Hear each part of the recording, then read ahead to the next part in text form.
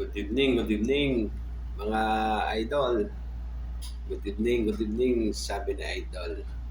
Wala lang dito si Rudy, wala din si Mang Boy, wala din ako kinakain, walang talapya.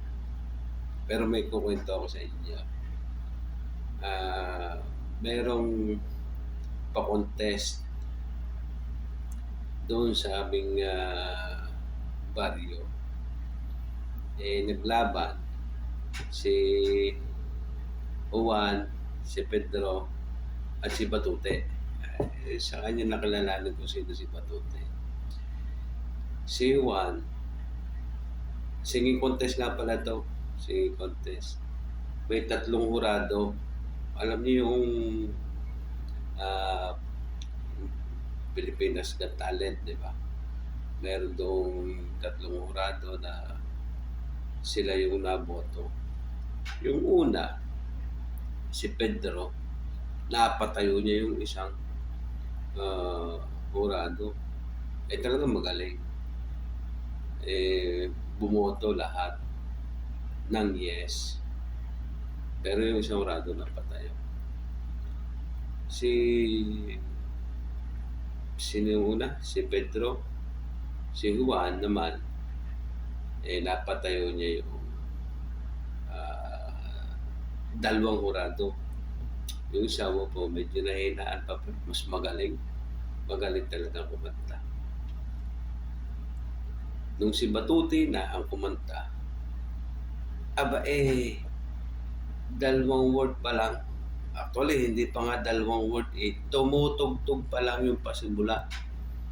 Yung intro ng kakantahin niya, nagsitayuan na yung 3 hurado. Lalo na nung kumanta na siya, tumayo na pati yung audience. Lahat nakatayo na. Nakahawak pa sila sa dibdib habang kumakanta si Batuti ng Lupang Hinirang.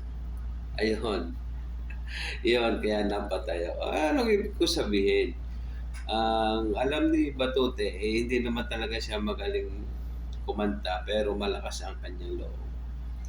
Ang problema lang niya nung panahon na yun is napatayo ni Pedro ang isa, napatayo ni Juan ang 2. Iniisip niya, mapatayo lang yung 3. So nakapag-isip siya ng isang bagay, do hindi naman yung pagkanta ang inisip niya yung pagtayo. So, depende kasi ang solusyon sa kung paano natin isipin. Kung ang problema na iniisip mo yung pagtayo, may solusyon na paraan doon. Madalian.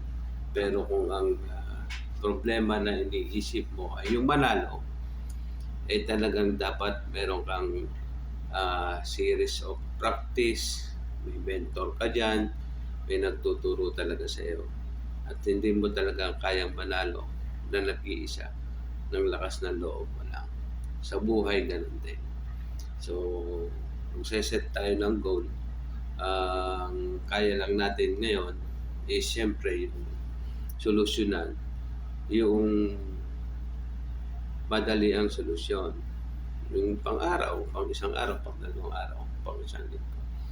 Pero paano yung solusyon na pangmatagalan? Permanent solution sa mga problema na maaari mong mangyari o malampasan, lalo-lalo na sa financial.